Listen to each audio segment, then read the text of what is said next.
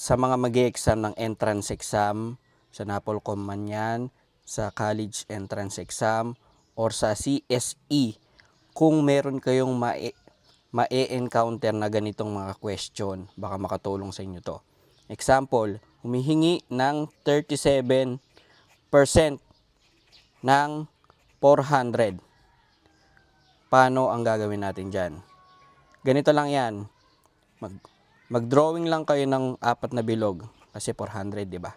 Tapos 37, 37, 37, 37. Ngayon, ipa-plus mo lang to. Itong 4 na to.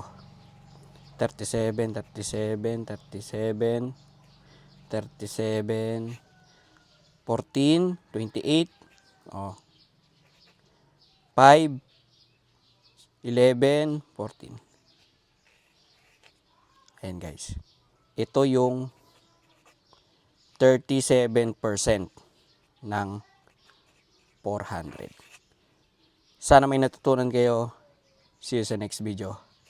Bye-bye.